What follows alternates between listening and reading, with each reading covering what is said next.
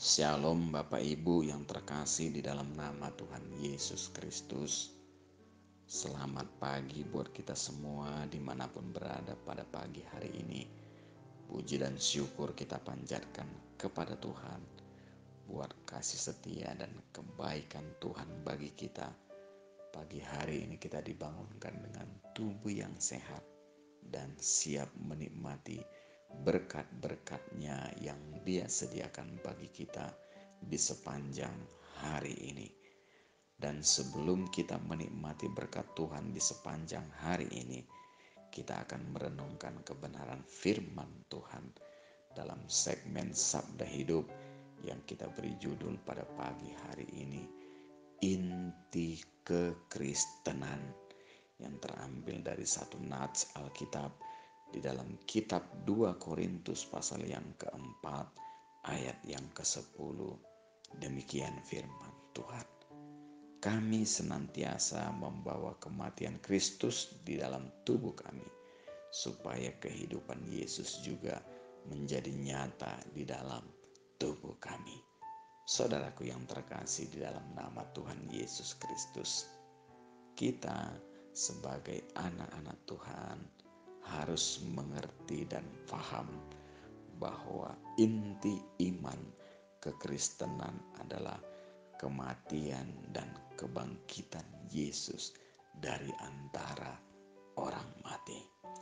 Saudaraku yang terkasih, bagi Rasul Paulus, penderitaan yang ia tanggung merupakan pupuk bagi kehidupan Kristus yang dinyatakan di dalam dirinya.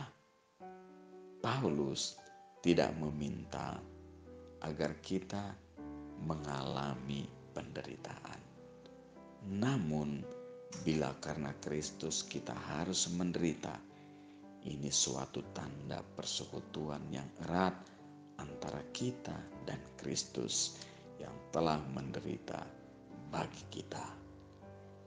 Kita dan Kristus menjadi satu dalam penderitaannya.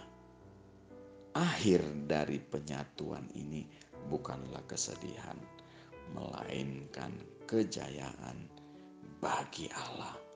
Sebab kita menderita bukan karena kita hidup secara konyol, melainkan karena kita hendak menyatakan iman di tengah dunia yang keras dan tidak bersahabat ini. Itulah sebabnya Rasul Paulus menulis di dalam ayat yang ke-15 di pasal yang sama ini, semuanya itu menyebabkan semakin melimpahnya ucapan syukur bagi kemuliaan Allah. Saudara-saudaraku yang terkasih di dalam nama Tuhan Yesus Kristus, pertanyaan pada pagi hari ini buat kita semua, apakah hari ini kita menderita karena iman kita kepada Yesus Kristus? Bersyukurlah bila demikian, sebab ketika kita menderita, Kristus yang terlebih dahulu menderita bagi kita akan menguatkan dan meneguhkan kita di tengah gelombang dunia ini.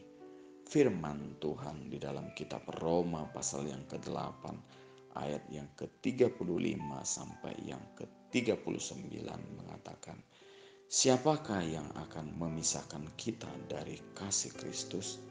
Penindasan atau kesesakan atau penganiayaan atau kelaparan atau ketelanjangan atau bahaya atau pedang. Rasul Paulus menegaskan bahwa penderitaan, kesesakan, aniaya, kelaparan dan ketelanjangan serta bahaya di gunung, di laut maupun di udara tidak dapat memisahkan dia dengan kasih Kristus. Sebab apa? Sebab penderitaan yang dialami oleh Rasul Paulus adalah penyatuan dirinya dengan Kristus. Biarlah kita sebagai anak-anak Tuhan tetap maju di dalam Tuhan. Sekalipun penderitaan ada, yakinlah Tuhan akan memampukan dan memberi jalan keluar kepada kita. Firman ini menjadi suluh dan terang bagi jalan kita di sepanjang hari ini. Selamat pagi buat kita semua. Selamat beraktivitas. Tuhan Yesus memberkati kita semua. Amin.